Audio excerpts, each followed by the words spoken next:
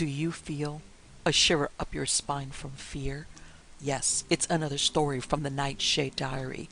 You know what that means. Check under the bed and make sure no one or nothing is there. Is the closet door securely shut? Then leave your disbelief behind. Amp up your imagination and hang on tight for another ride into terror and mystery. And like all good horror stories, just imagine it's a dark and stormy night. And remember, screaming like a little girl is permitted.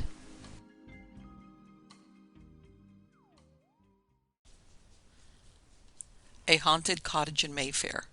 My personal experiences while living there by Maude M.C. Ffoulkes. Some years ago, perhaps the happiest period of my life, I lived in a genuinely haunted house in Mayfair. The cottage was the queerest little swallow's nest, a survival of the period when that part of London was open country, and I believe it is marked on some of the earliest survey maps of the district. Externally, the cottage was uninteresting, and it gave no hint of hauntings or returns. Nevertheless, it already possessed a social history of its own. In the early days of the 19th century, it had served as the pied-à-terre of a notorious Regency rake. Years afterwards, the late Lord Roughton occasionally used it as a kind of sanctuary where he found solitude and rest. And I've also heard that Queen Mary, as Princess May of Teck, once stayed at the cottage for a night with her lady-in-waiting, when she went to a party given by some friends living close by. I cannot vouch for the truth of this. I merely repeat the tale as it was told to me. I suppose it must have been in Lord Roughton's time. Madame Adelina Patty's niece, Julia Strakosch, occupied the cottage before I took possession of it, and I remember how thrilled I was when I realized she had lived there, especially when I saw the imposing wardrobe cupboards on the top landing, designed for gowns alone, which on opening the doors breathed sighs of perfume which must have been especially created to express the wearer's personality. As my new home was only represented by a number, my friend Evely Nash gave it the name associated with it today. The cottage was the quaintest place.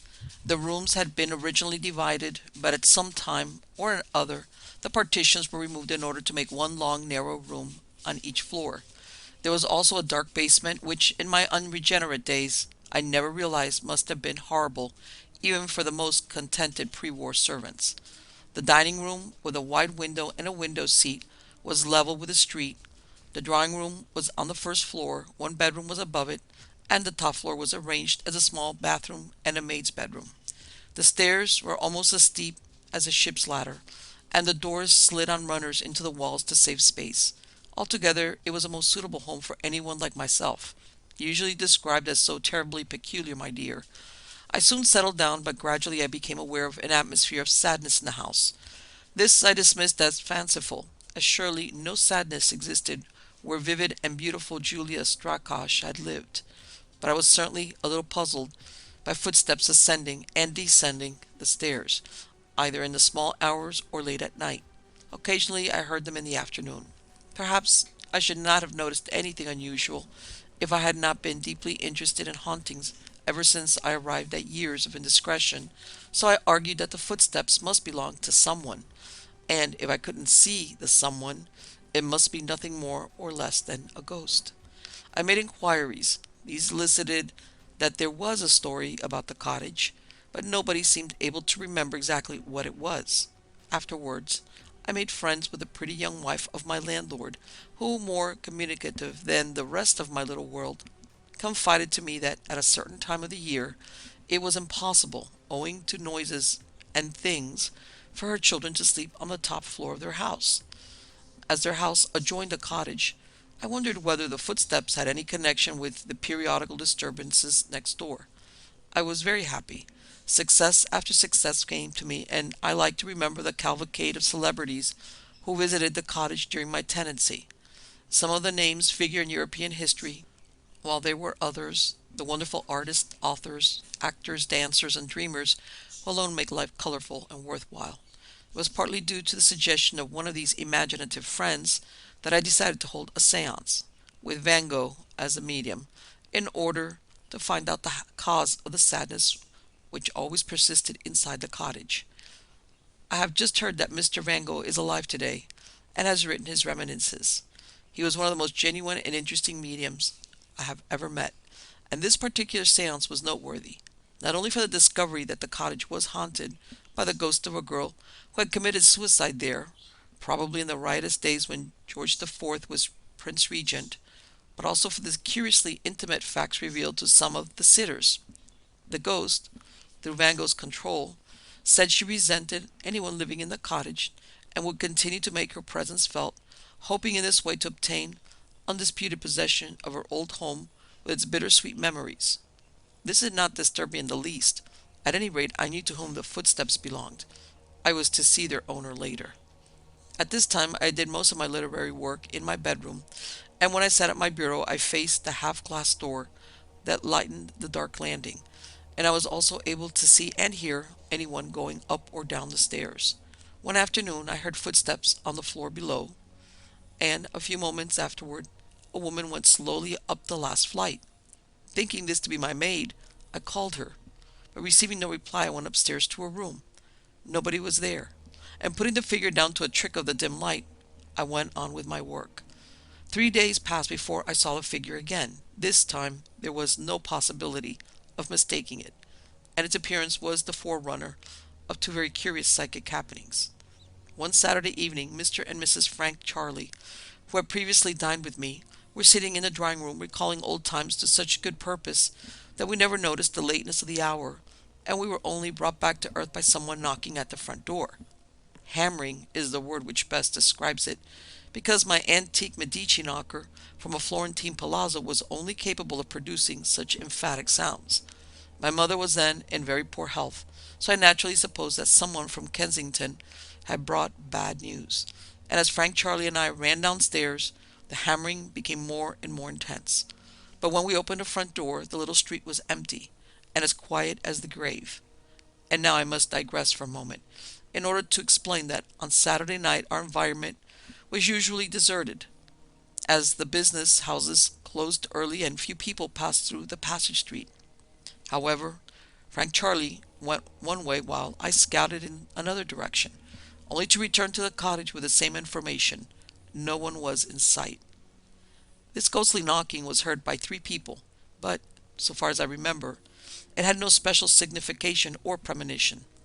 The next psychic occurrence took place when Dr. William Brown Thompson, then living in Brook Street, who often dropped in for a chat to the accompaniment of a cigarette and of whiskey and soda, was telephoned for one evening almost as soon as he had arrived.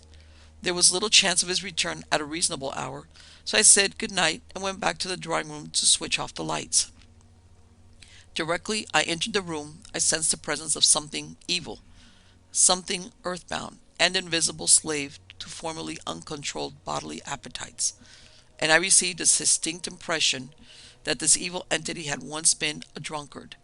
It was summer, both windows were wide open, and impelled by I knew not what, I seized the untouched whiskey and soda and emptied it out onto the window box. The remaining spirit of the decanter found the same destination, and the pleasant flower-filled room became normal again. Apart from this very unpleasant manifestation, I never came up against anything else of a similar nature. However, my maid, Kate Eden, was not so fortunate.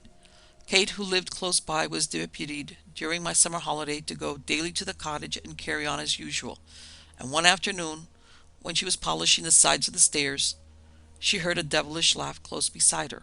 She listened, a little frightened, but when the laugh was repeated, Kate bolted, and after this she brought her little daughter to bear her company.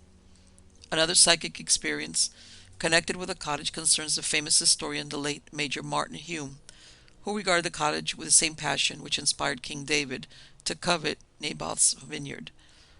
The Major was always asking me to let him have the remainder of the lease, and the more I said no, the more persistent he became.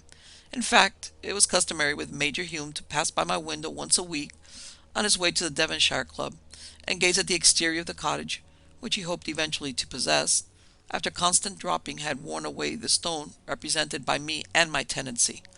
I was sitting on the dining room window seat one Saturday afternoon, when I noticed Major Hume looking at the cottage in his usual possessive manner, and as I wanted to speak to him about a book of memoirs in which I was collaborating, I hurried to the front door, feeling sure he was still outside. To my surprise, there was no sign of Major Hume. It was impossible for him to disappear so suddenly. Only a minute had elapsed since I left the dining room, and even if he had walked on, I should certainly have seen him before he reached the end of the little street. A week later, Evelyn Nash told me that Major Hume had died on the very day, and I believe almost the same hour, when his ghost stood outside the cottage. He was taken ill on a weekend visit to one of his sisters. His friends had no knowledge of his whereabouts, so his death came as a shock to a great many people, myself included. I lived at the cottage for 6 years. I've previously alluded to them as being the happiest period of my life, but as all things worked together towards one end, destiny decreed that I and the cottage should part company. I've always regretted leaving it. The restless ghost did not affect me. Perhaps she was tolerant of me, for like her, I was to know the heart's bitterness and the dark waters which submerge the soul. The subsequent supernatural history of the cottage is interesting, as it all goes to prove that it was definitely haunted. I disposed of my lease to a well-known man, but for some reason he never lived in the cottage. Afterwards came a pretty, unhappily married woman who died tragically after a very short tenancy. She was followed by an American who admitted frankly that nothing on earth could induce her to remain a day longer than was absolutely necessary. Much too disturbing was her verdict. The cottage was rarely occupied for any length of time. At last it stood empty for months on end. I remember passing it on a bleak January afternoon, when all the world was covered with snow, and my pity went out towards the weather-splashed windows and the general unkempt appearance of what had once been so well tended. The cottage was swept and garnished by another new owner, who, to do him justice, modernized it without destroying its delicate air of the past. But his wife refused to live there, so once more the little house was up for disposal, at a rental of £250, excluding taxes, and a premium of £1,000. I had paid £112 yearly, including taxes. A certain gentleman certainly wore his rue with a difference. 3 years ago I took over the cottage then, to let, but alas, not in hopes of living there. This time it was a pilgrimage of remembrance, and when memories which shall not be destroyed crowded on me, I distinctly heard the sound of familiar footsteps overhead. Today the cottage is a shop, and the gray-haired aristocratic proprietress made me welcome and forgave my non-business intrusion when I went to see if my former home had been destroyed in the tempest of change which had swept over Mayfair. To my relief, the cottage was untouched. There was no shop window, everything was planned on gracious lines. Modernity certainly existed, but it was not obtrusive, and a lovely display of femininities gained thereby. I told the proprietress who I was, and when we became better acquainted, she said that when she first came to the cottage she felt as if anything inanimate possessed the power to hate. The place hated her, but, she smiled, I loved it, so perhaps I shall be allowed to stay. This story begins with a psychic mystery. It shall end with a material one. It's curious you should have called today, said my charming acquaintance. Only last week such a nice man asked if he might sit in the shop for half an hour. I spent some of the happiest times of my life in this cottage. When Maude folks lived here, he told me. I wonder which of my sentimental past he represents. The Captain's Return, a true ghost story of the island of Inishinny, told to the Reverend Archdeacon St. John Seymour by Mr. T. Macfadden. The Reverend Archdeacon St. John Seymour, well known as a writer on the supernatural, has been kind enough to allow me to use the material contained in a letter sent him from Mr. T. Macfadden, in which the writer gives details of a true ghost story, the incidents being vouched for by Mr. Macfadden's father, one of those who witnessed the Captain's return. The little island of Inishinny is one of the most picturesque places on the Dongle coast, and with its sister islands Gola and Inishman, it proves a natural harbor and a safe anchorage for storm-tossed vessels. A few years ago, about a fortnight before Christmas, a small sailing ship put into the Gola roads in the height of a prolonged storm, and as the supply of provisions was almost exhausted, the captain and 2 sailors came off in one of the ship's boats to fill up at Bunbeg. They were quite at home on the island, and the people from the mainland resident at Inishinny knew them well. The old harbor bar, never very safe even at the best of times, was a seething cauldron of foam on the evening of the captain's arrival. However, the small boat managed to get inside the bar, and the captain and his men were warmly welcomed by the islanders. But the oldest inhabitant, whose knowledge of weather lore excelled the wisdom of King Solomon, prophesied some dreadful calamity should the captain venture to return to his ship that night. Captains are always courageous and sometimes foolhardy. This captain was both. He had already lost time through the storm. He couldn't afford to wait any longer. Once amply provisioned, all would be well, and he'd soon call back at Inishinny to tell his friends what a lot of silly old women they had been. The oldest inhabitant shook his head, and a chorus of entreaties to stay arose on every side. The captain, bent on his own destruction, refused to listen, although the storm was increasing, and the wild white horses of the sea tossed their manes as they dashed fiercely towards the land.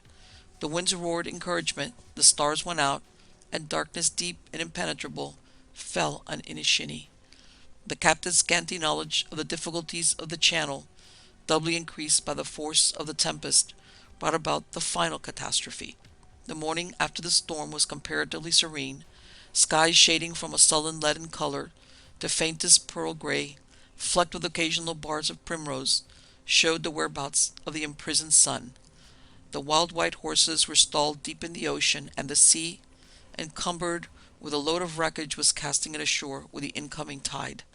One of the islanders, early astir, was busy gathering in the harvest of the sea, when as he waded out to pick up a piece of wet driftwood, he saw lying in a shroud of glistening brown seaweed the body of the captain, who only a few hours previously had laughed at the possibility of danger. Lower down lay a battered boat, rejected by the sea, but no trace existed of the sailors who had accompanied their captain on the face of the waters. There was keening and mourning at Inishinny throughout the dreary winter day. Word was sent to the captain's wife in Derry, and kindly women arranged the corpse and left it temporarily chested in the little church. A few days later the widow arrived at Inishinny, and took away her husband's body to bury it with those of his own people, seafaring folk like himself, who had also gone down to the sea in ships. Gloom still hung over Inishinny, and sorrow showed her tear-drenched face at the blessed festival of Christmas. This condition was not entirely due to the recent tragedy. The islanders were too much accustomed to death to fear it. What now obsessed them was a subconscious dread of the unknown. Mr. Macfadden's father happened to be at Inishinny at the psychological moment when the islanders, afraid of solitude and darkness, usually spent their evenings together in one house. On the evening of the captain's return, they were seated round the peat fire, chatting and enjoying a drop of the crather, when they heard the sound of approaching footsteps. This caused the more imaginative to glance at each other apprehensively.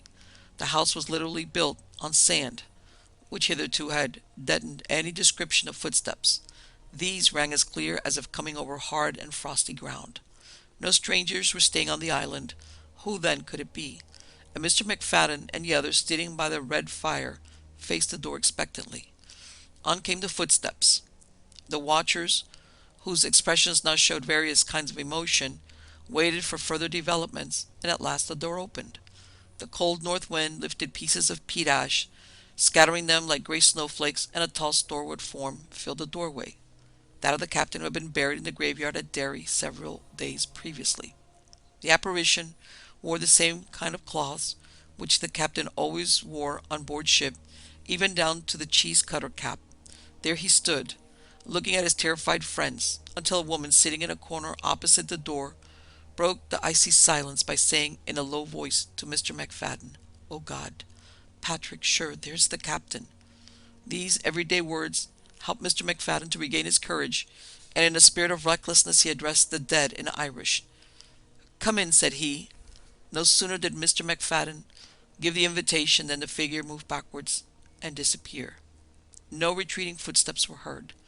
The wind continued its fantastic progress through the living room, and the nerve tension became unbearable. One of the men seized a lighted storm lantern set against the wall, and ordered those present to follow him into the night. The search continued well into the small hours, during which time no stranger was discovered within the confines of Inishinny. This is a true account of the captain's return. When he appeared, to Mr. Macfadden and other reliable witnesses present on that wild December night at the house on the sand. For what purpose did the spirit of the drowned man appear? Perhaps he desired the prayers of the living, or he may have been grateful for the care shown to his earthly body. It is entirely a matter of conjecture. The ways of returns constitute a law unto themselves, and only those who have devoted, and are still devoting, a life's work to psychical research can answer these conjectures, which possess the advantage of stimulating independent thought by suggesting various sidelines of strange inquiry. To quote the words of Archdeacon Seymour, what limits God in his providence has seen fit to put upon us we cannot tell, for every moment the horizon is receding and our outlook becoming larger, though some still find it difficult to bring their eyesight to the focus consequently required. The marvelous of today is the commonplace of tomorrow. Some ghost stories from India. You don't believe in ghosts, Lord Benningfield? No one who has lived in Egypt or India disbelieves in them altogether, let me tell you. After all, what is a ghost? Not a turnip and a sheet. Some houses are full of them, though you can't swear to a shadow that the sun and moon won't account for. There are creaks on the stair behind you, voices that whisper over your shoulder. D. L. Murray. The mention of India opens up an unknown world of immense and unplumbed psychic possibilities, to say nothing of more ordinary ghostly returns, of which the name must be legion. First-hand ghost stories, however, are difficult to obtain, perhaps owing to the fact that the majority of Anglo-Indians are extremely insular, and consider it their duty as Britishers not to encourage what they term superstition. Hence, authentic ghost stories are few and far between. Those well-known novelists, the late Mrs. B. M. Croker, Mrs. Alice Perrin, and Mrs. Penny, who have made military and civilian life in India romantic for those at home, occasionally touch on the supernatural, while Flora Annie Steele, who knew English and native India like a book, could have told 1,001 tales of haunted cantonments and strange occurrences at rest houses. But one must be grateful for small mercies, and in connection with haunted bungalows, Mr. Douglas Hume, late Commissioner for District in Abyssinia, contributes this story of an inexplicable and habitual occurrence at an old government rest house at Nanikundi in Cottage, Bombay Presidency. Mr. Hume writes, the house consists of 4 rooms in a row, with wide verandas all around the building, which is raised about 2 feet above the ground on a solid plinth made of old masonry. The floor is of hard-beaten earth.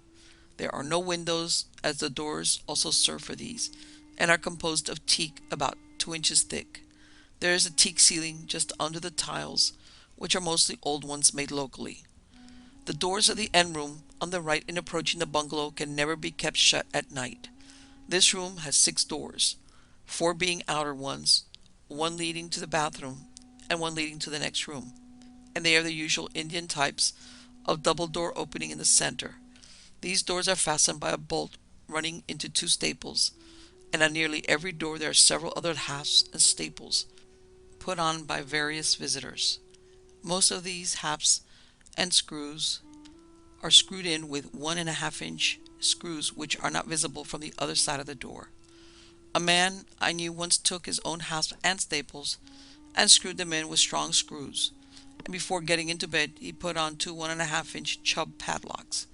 5 minutes after he had extinguished the light, he suddenly felt a breeze, but when he lit the lamp he found all the doors wide open. Not a sound was heard, and the locks were still locked on the staple. In the ordinary way it would be impossible to open the house without undoing the lock, even if the screws were unscrewed. My friend felt nothing unusual, except that the first gust of breeze was very cold. There's always the same sensation of cold in psychic phenomena, but that may be put down to his imagination. However, the Indians will not go near the house at night, and no dog will enter the room. They even dislike going anywhere near the bungalow. The late Maharani of Cooch Behar's experience near Kapoor. The late Maharani of Cooch Behar had a strange experience when, as a child, she was traveling by road with her parents across country, as her father, whose name is known throughout India as a great reformer who aimed at abolishing child marriages and the tyranny of caste, often made long journeys with his family in order to give public lectures and addresses in out-of-the-way places. One evening the party arrived so late at a small town not far from Cawnpore that it was decided to pass the night in a disused government building placed at their disposal by the authorities. Mr. Sen was not only a reformer but also a philosopher, accustomed to make the best of things, so the coolies proceeded forthwith to unload the baggage and prepare for the night. When the future Maharani, then little Suniti Sen, began to look around the large, dimly lighted building, she noticed that the walls, about 10 inches upwards from the floor, were covered with brown stains, as well as being scratched and cut about. However, this conveyed nothing to her. I suppose she only thought their quarters were rather dirty, and then forgot all about it. After the tired travelers had enjoyed some badly needed food, they made themselves comfortable in their improvised bed, probably hammocks, and settled themselves to sleep. The Maharani told me, although it was the hot season, the hall was uncomfortably cold, and she could not close her eyes. She felt frightened, but she could not have explained why, especially as she was not alone. Her uneasiness persisted. She heard a door being cautiously opened, and she understood that there were quite a number of people in the hall. It was now dark. Burning any kind of lights during the night had been prohibited, so she could see nothing, although she was well aware of stealthy movements which seemed to come from every corner of the building. Her father and mother were fast asleep, and little Suniti did not like to disturb them, even when there came noises of scufflings and stifled cries, whisperings, thuds, an occasional groan, and a choking prayer for mercy. Afterwards all was quiet, and the child, too terrified to stir, and not daring to close her eyes, waited for the coming of dawn, when once again she saw the stained and scratched walls, but nothing or nobody else was visible. Later she told her parents, who made inquiries, which disclosed what had happened in the building during the mutiny of '57, when a number of English ladies had sought shelter there. The building had no connection with the house of the ladies at Cawnpore, and were murdered almost as soon as they had found sanctuary. The stains and scratches spoke for themselves, and it was well known that the place witnessed periodical repetitions of the horrors which had occurred there. It was with feelings of relief that the travelers went on their way, but the late Maharani always insisted on the truth of her story, especially as she said she could never forget what the sounds in the darkness must have represented. The Man in the Turban, a Haunted Bungalow in Ceylon, by courtesy of Miss Estelle Stead. Mr. William Patterson Henry is responsible for an authentic Indian ghost story, this time from Ceylon, where he and his family were living at a bungalow on a large tea and coffee plantation of some hundreds of acres. The Henrys found existence in Ceylon with its fragrant winds and delightful climate ideal. The charming bungalow, situated on a hill overlooking a valley, formed 3 sides of a square with a wing at each end. A veranda ran the entire length of the house and continued around the north or nursery end. Mr. and Mrs. Henry slept in the middle of the building, and it was customary with them to go to the nursery wing every night before going to bed to see that everything was well with their 2 children. One night, Mr. Henry awoke with a feeling that someone was in the room. He switched on the light, but except for himself the bedroom was empty, and he was just dropping off to sleep when he heard the sound of knocking, proceeding from the door of the children's room. At this moment Mrs. Henry came in. "Whatever's the matter," said she. "Whoever can be knocking at this time of night? Do go and find out." Whereupon her husband hastily put on a pair of slippers, went outside to discover the cause of this deliberate knocking of 6 distinct knocks, one after the other. Nothing was visible, and the puzzled Mr. Henry was just about to go back to bed when he caught sight of someone crouching under a large shrub, who, on being discovered, stood upright, bolted along the path, with Mr. Henry in close pursuit, until the retreating figure put on such speed that he was obliged to give up the chase. Shouting lurid threats of shooting, arrest, and imprisonment, Mr. Henry returned empty-handed to the bungalow. He described what he had seen to his wife. It was certainly a native, he said, and a native well over the average height. He wore an enormous turban, and as far as I could make out, a robe of Madras muslin. But he stopped short, remembering something more than curious about the flying figure. "What's the matter?" asked Mrs. Henry, alarmed at her husband's expression. "Are you ill?"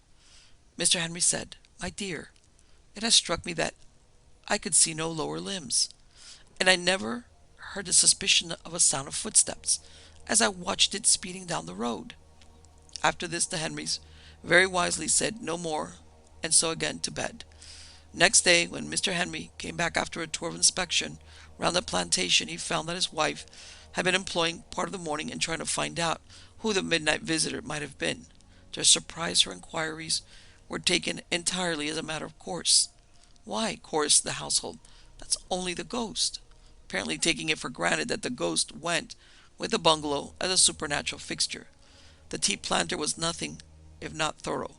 He summoned the newly engaged servants, mostly Tamils and Sinhalese, to his office and subjected them to a grueling cross-examination, but one and all agreed in a startling manner to the presence of the ghost in their midst.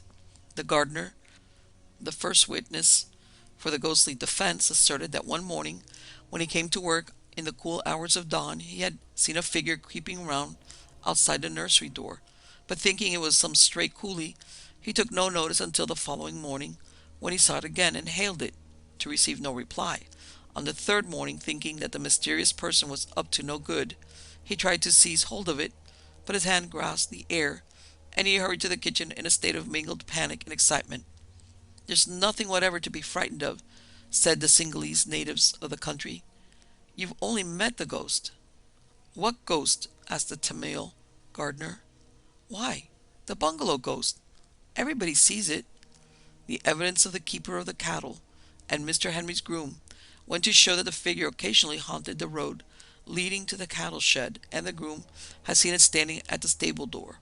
The butler, the cook, the kitchen man, and the boys gave similar evidence, and one and all described the ghost as that of a tall man, dressed in white, the exaggerated size of whose turban would make him noticeable anywhere. More than ever mystified, the Henrys decided to question the children's Ayah privately on her return. She had been away at her village for a few days, and prevent any collusion with the other ghost seers. But when the secret inquiry took place, the Ayah told her employers quite unconcernedly that she was often awakened by knocking on the nursery door. "Sometimes," said she, "there is nothing. Sometimes I see a tall man in white robes who walks away when I open the door. But," she continued, "the knocking is always strange, just 6 distinct knocks." "Always the same number?" asked Mr. Henry. "Always 6 knocks," replied the Ayah. "And when did you last hear it?" "It happens so often that I never take any notice of it," said the Ayah. All subsequent inquiries proved useless. The ghost presented an unsolvable mystery, and the legless man, dressed in Madras muslin, continued to make periodical visits to the bungalow.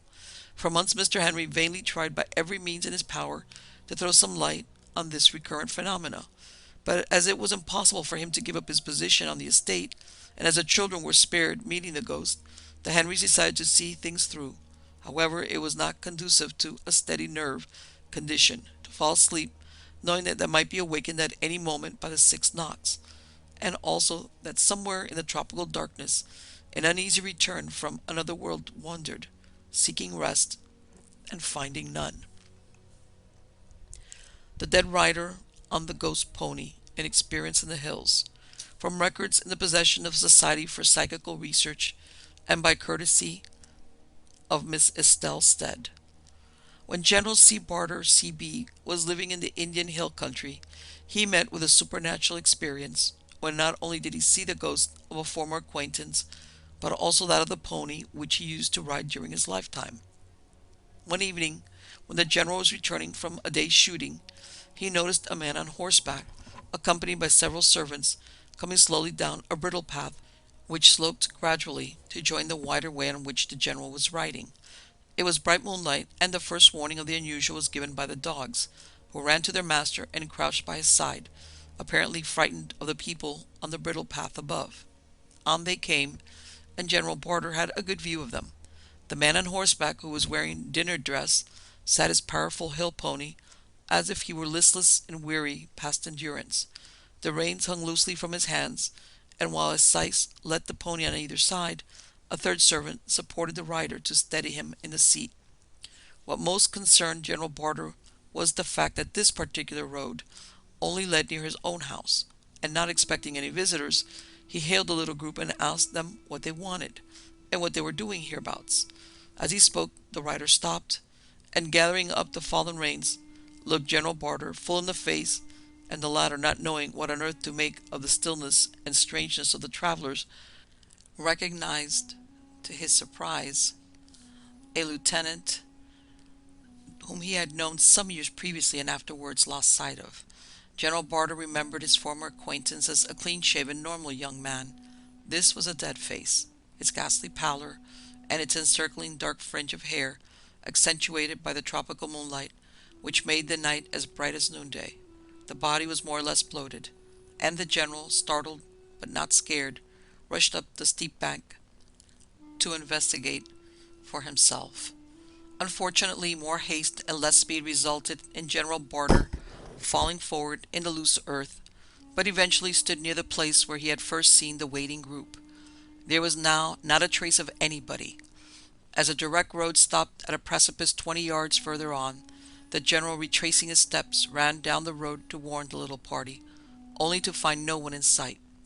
Puzzled and annoyed by an occurrence for which he could give no explanation, and finding it impossible to get the face out of his mind, General Barter sought out a friend of the lieutenant and gradually brought the conversation round to his name.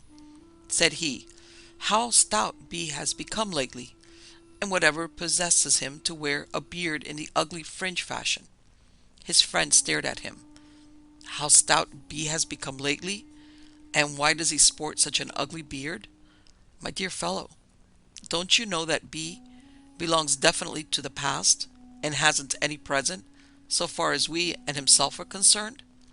"At any rate," replied the general, "I saw him last night, riding a dark brown stocky pony, with a hogged mane and tail." "Impossible! Or, if it be true, you've seen two ghosts," exclaimed his genuinely surprised brother officer. "Why, B has been dead a couple of years, and you certainly never set eyes on the pony during its lifetime. Perhaps I'd better explain. You know, as well as I do, that B exceeded any kind of speed limit, moral or otherwise, so what with drink and the 7 devils which possessed him, he gradually became as swollen as a drowned dog. When he was on the sick list, he allowed his beard to grow as a hideous face fringe, in spite of anything we could say, and he took the fringe with him to the grave. As for the pony, which you never saw as a pony, B bought him in Peshawar, and it killed him one day when he was riding ultra-recklessly down the Treat Hill. And now, for the Lord's sake, tell me your story." The general related all that had happened on the previous evening. The two officers were at a loss to account for the phenomena, especially as they had never been really intimate with the dead man. Once again, truth is stranger than fiction, as well as proving the insistence of the supernatural in ordinary life, although the reason for such a manifestation occurring to someone who was not interested in the one who had passed on is incomprehensible. But as there still remains so much to make clear in the whys and wherefores of psychic phenomena, we must leave it at that, knowing that in the life after death, those who live on this side of the grave retain their identity in the other world, and there is nothing hidden which shall not be revealed. The late Mr. W. T. Stead, surely one of the wisest and most broad-minded of men, in his outlook on the supernatural, has said, "Whatever drawbacks there may be to the theory of the future life, there is at least one enormous compensating advantage in knowing that the accounts between man and his Maker are not finally closed when he ceases to breathe on earth, and that the Almighty has still the infinite expanse of eternity in which to vindicate the justice of his dealings with every human soul."